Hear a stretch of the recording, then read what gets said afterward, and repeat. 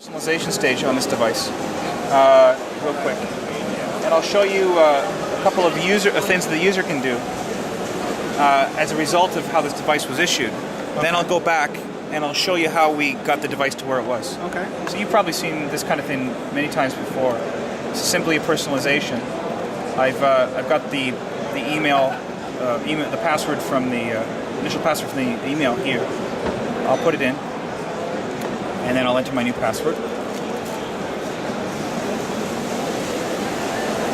And I'll enroll a biometric as well. This is set up as a one-factor device, but with both biometric and password.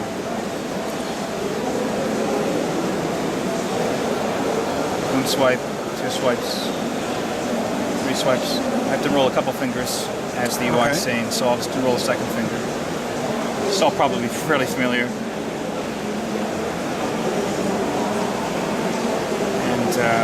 There's the third swipe. So now this device that was sent to me for me to personalize locally is all ready for use. So I've got the regular secure storage, which you're familiar with, right? Yep. So AES 256-bit encryption, all of that kind of thing. But I got some new capabilities in Access Enterprise 3.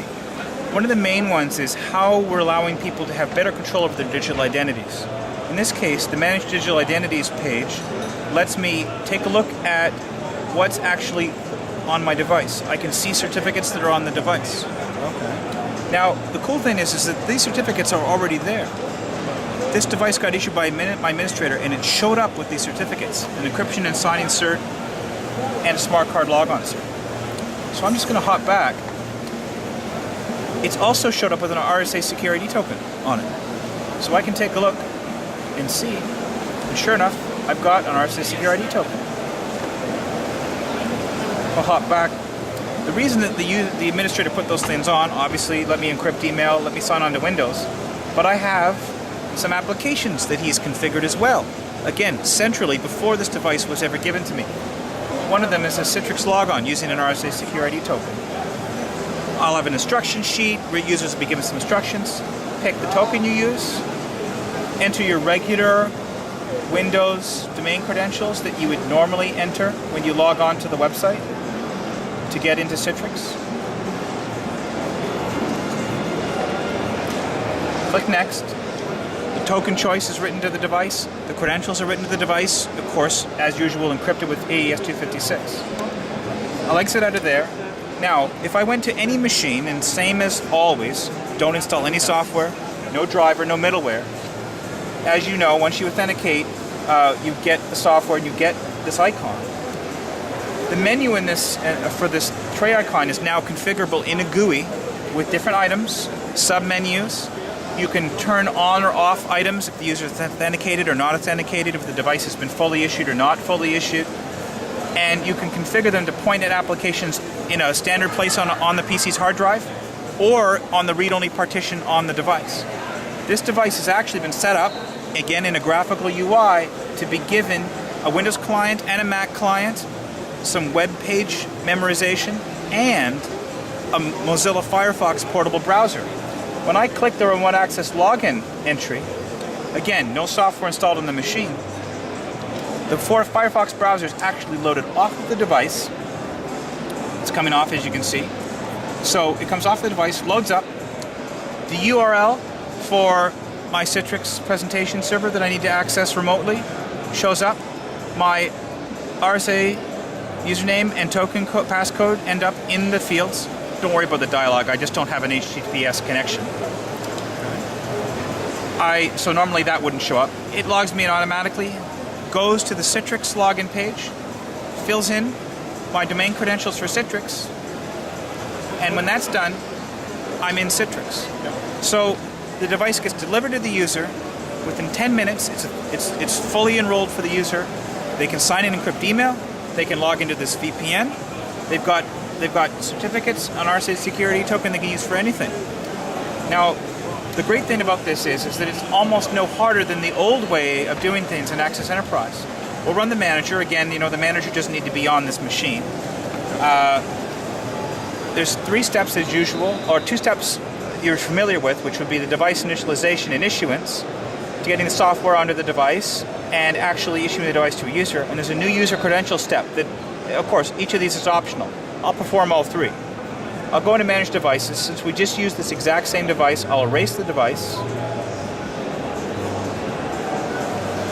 And then I will continue and initialize this device.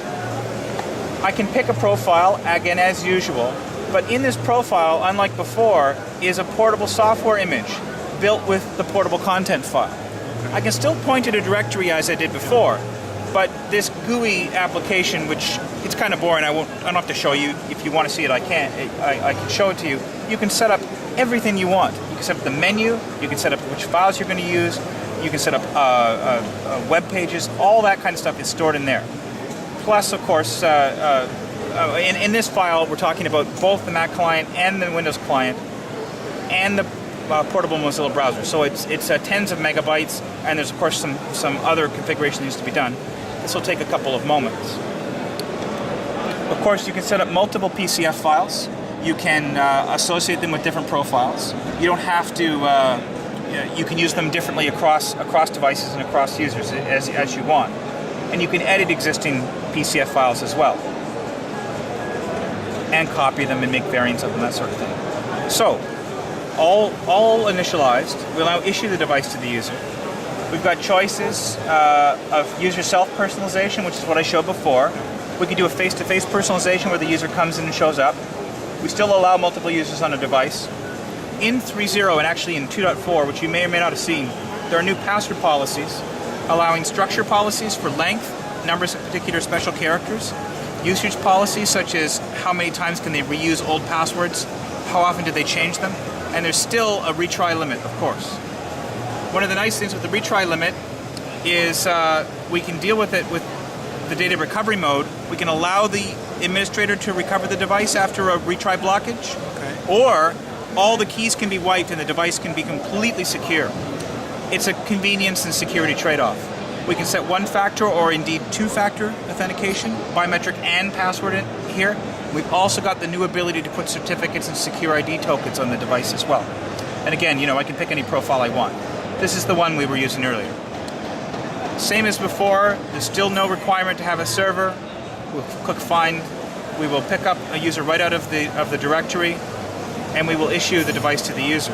As before, our device uniquely has an administrative user account, allowing policies to be securely set even after the device is manufactured. It'll set up the new user and write out all of those policies. And then the last thing is the credentials, and you'll see how simple that is.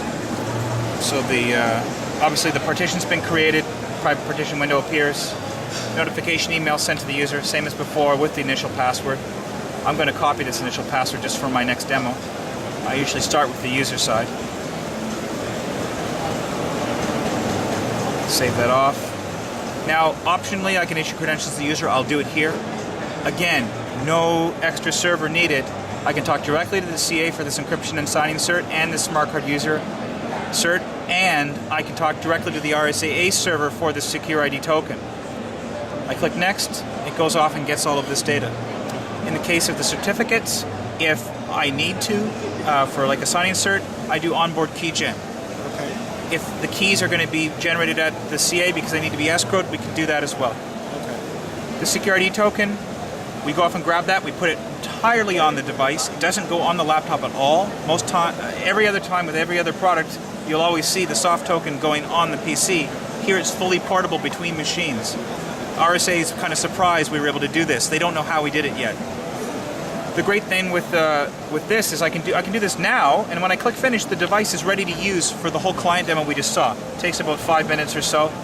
Of course, things like the certificates and the security token can be deployed later in simple PKSS12 files or STD-ID files. You can get those from other products like the ACE server administrator tool or another PKI management tool if you want. But you can use Access Enterprise Manager to generate those as well, and when they're generated in this tool, they're encrypted with a device-specific key, and all the user has to do is go into the client UI and say import it, and it gets onto the device. Right. And you know that the certificate couldn't have been imported by anybody else.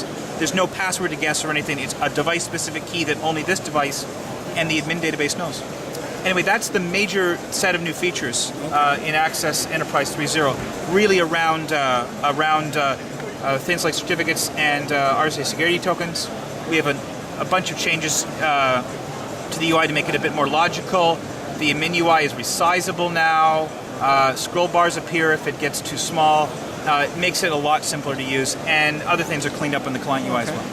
When is it available? End of the month. Okay, great. And this so is the end of March. End of March. You can download the new stuff. You should be able to, yeah. Okay. You know, if something goes wrong, we'll let you know, but I'm sure it's going to be fine. The code freeze happened quite a while ago, and I just want to make sure it's polished up and that the on-screen text, the icons, everything's right, and it looks really good. Okay, thanks. So, my pleasure.